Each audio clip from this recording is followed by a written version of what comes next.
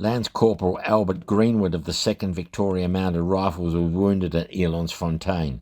It's interesting reading his account of events that day. He wrote from Doornkop on the 9th of August 1900 to his aunt in Toongabbie, Victoria. Quote, "My wound is almost healed, but gives me pain at night on account of the extreme cold.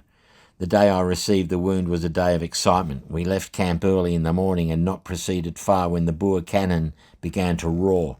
The shells and shrapnel burst amongst us, and it was wonderful how we escaped. Pieces of shell flew in all directions. Several of the horses received slight wounds. The fighting began in real earnest. The English and colonial troops started a hot return fire. The Boers held a strong position outside of Elandsfontein, or Germiston as it's generally called. We steadily drove them back and gained the hill, from which point we could see the town. Our first impression was that we had reached Johannesburg. Down at the railway station could be seen railway engines with full steam up, shunting, ready to leave. Word came from headquarters to gallop to a point half a mile from the station and damage the line or shoot the engine drivers as the train passed. 25 of us were told off with an officer for that duty. We galloped over to the line and blocked it, and so helped capture 5 trains, the Boer ambulance carriages being amongst them, full of wounded Boers. We received no credit in the press for this. When we arrived at the station master, who was a Hollander, became greatly excited. He was placed under arrest, and also a porter. I, being a non-com, was detailed along with 2 privates to escort them to the general. The rest of the company galloped off to engage the enemy, who had opened a hot rifle fire in front. We were riding slowly in rear when a Mauser cracked and a bullet whistled past my head. If that Boer had waited, he could have shot the 3 of us. We halted and looked about, when we were saluted with a perfect hail of bullets from a mine just in front of us. We were riding straight for this mine, and only for the first shot would have ridden right amongst the enemy, who numbered about 50. I gave the order to retire at the gallop. We had not gone very far when I felt a blow and a burning sensation in the back. I knew at once I was hit because my arm became numb. We galloped on out of the range. The station master, who was a man fully 70 years old, put his hands to his ears to shut out the sound of bullets and jumped about like a young man of 20. I reported my wound to an officer, who ordered the Boer doctor to dress it. We had captured him with the train. He extracted the bullet, which had gone in about 2 inches, and informed me that I was a very lucky young man. Only for my cartridge belt the bullet would have gone through my lungs. When he found out I was an Australian, he became quite chatty and told me this was the 5th town he had been the last to leave in the ambulance train, but we were too quick for him at Elandsfontein. It was a great sight to see the Boer wounded lying in bed. Some of them were old men over 60, others were mere boys. The nurses did not look kindly on me. They were regular Boer girls, not a patch on the Victorian girls. When I reached camp that night, I was ordered by the doctor to sleep in a deserted house along with other wounded soldiers from different British regiments. My thoughts were not very pleasant, as I made sure they would send me back. In the morning, the doctor and Colonel Tom said I would have to go to hospital. I begged the colonel to allow me to go on with the company. He gave a grunt and walked away. I took that for consent and kept with the wagons until fit for duty. Right. Next stop is the charming little hamlet nestled in the hills of Gippsland of Moe. When I was searching Moe on the Google Maps, it kept sending me to Maui in Hawaii. Obviously my Australian accent. Moe. But this place is like a historic village. And what we want is the Mechanics Hall. So this is old Gippstown. There's old railway carriages and ox carts. I can see an old ox cart over there. Old banks, recreation of a an old settlers village, I suppose. I don't know if it's open. I don't see anybody. I haven't seen a single person. And what we want is the Mechanics Institute. So we'll see what they say. I see someone inside.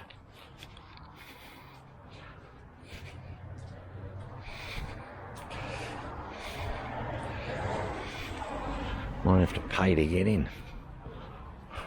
Alright, it says open. Alright, stay tuned. So the man at the reception, it is $15 to come and see the park. There's some sort of spotted geese or something.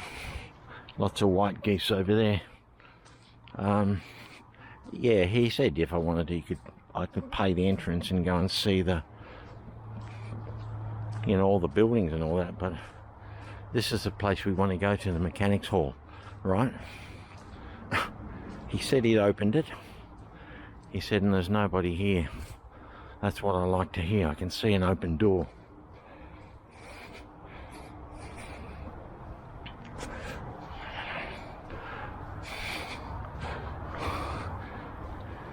Sometimes they have meditation and yoga in here. So what we're hoping to see is like a marble plaque for a soldier that was killed over there.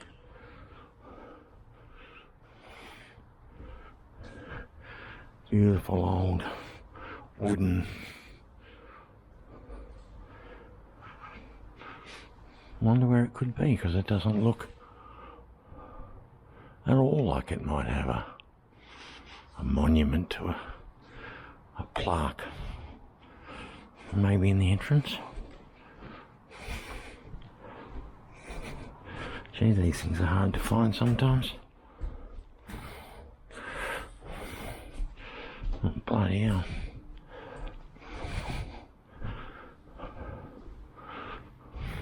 Definitely said the mechanics hall. Oh, I wonder if he's in the office. I reckon he might be in the office.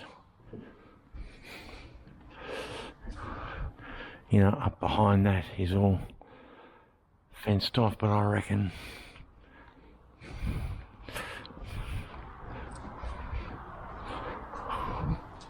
I can't see. No, I reckon he's in there when they have their meetings or something.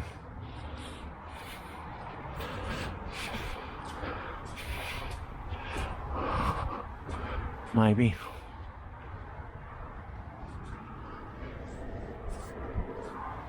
See if the back's open.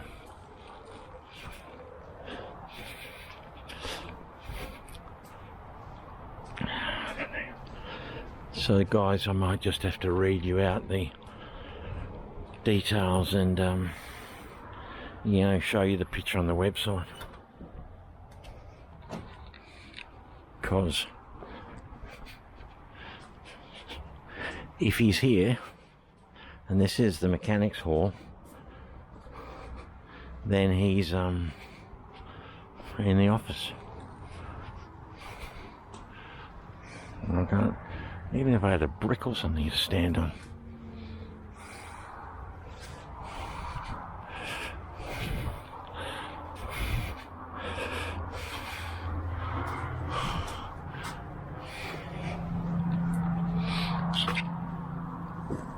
Here's a brick.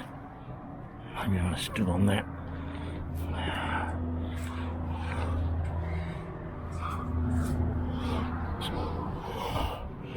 Oh, I can't see.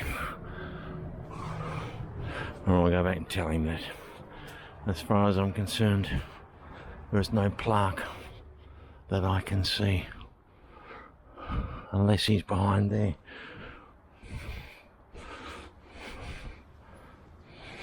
Well, we'll do it our best, eh?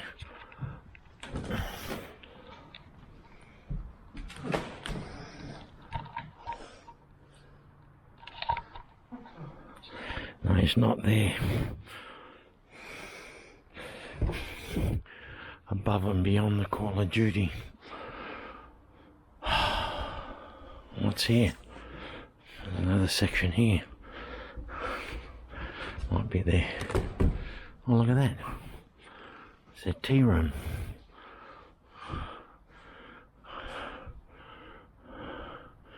Right.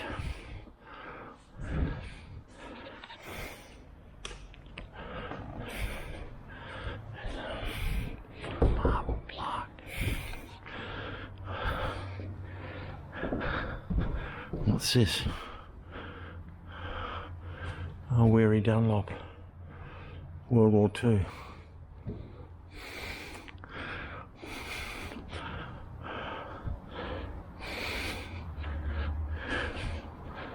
Oh, we've lost time here at Moe, looking for the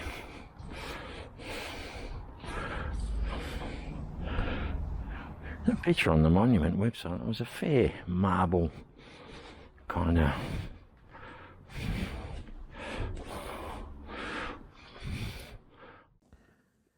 so the plaque reads, erected in memory of Albert Davidson, who died at Charleston, South Africa on the 11th of February 1902 in the service of his country, aged 22 years. So, yeah, the guy wasn't any more forthcoming than he'd already been, fair enough. He didn't offer to open up that office area, the locked bit, but I showed him the picture on the website of that plaque to Davidson. It didn't ignite any lights in his head. He says they meet there once a month or twice a month. The actual people that run the mechanics hall meet there, and I suppose they're the ones who keep the keys to the office. But we did a good job, didn't we? We looked around as much as we could. So I'll read out what we got and show you photos of what's on the website.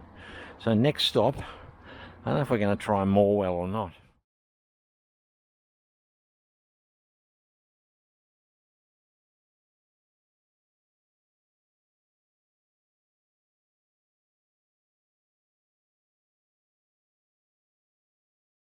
Morwell.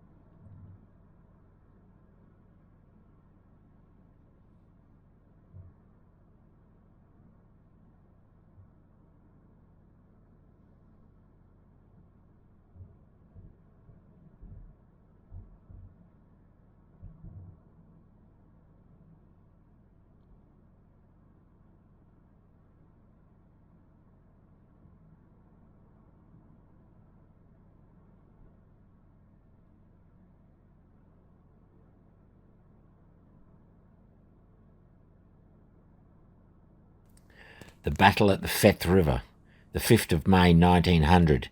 We yelled like fiends of hell itself.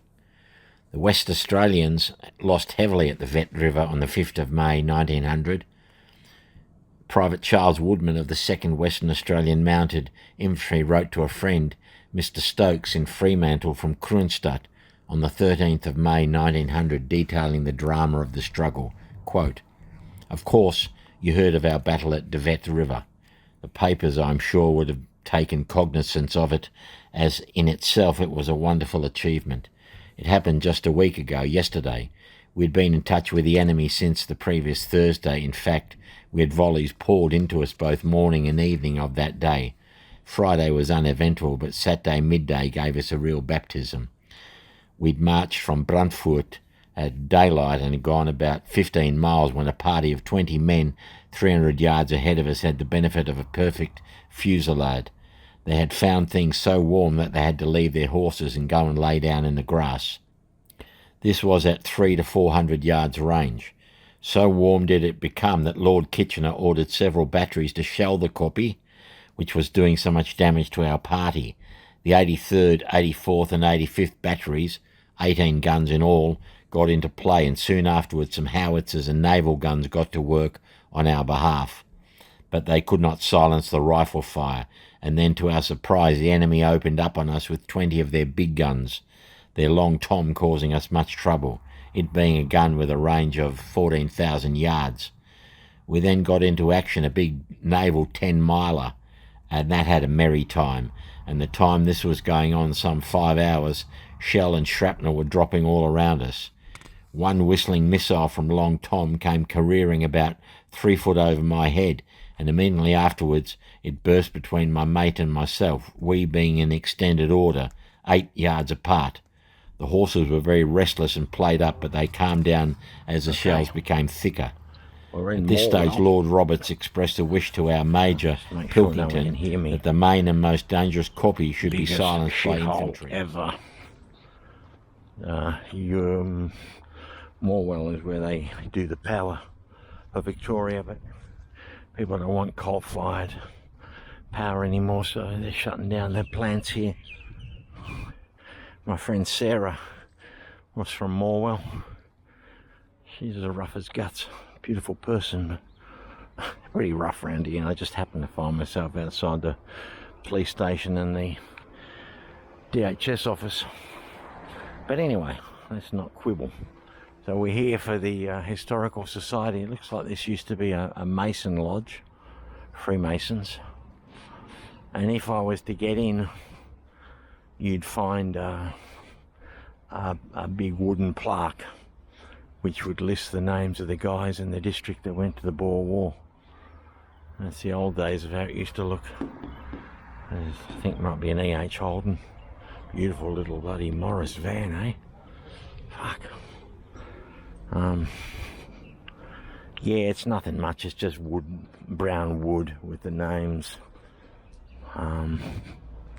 These places are never open. As we found in Beaufort, we were lucky that Saturday. I think one Saturday a month they open in Beaufort. Oh, there's a Chinese restaurant, Foon Lock. Love some Chinese food. So yeah, if you're ever in Morwell and it's open, go in and find yourself the Boer War plaque. I'll read out to you the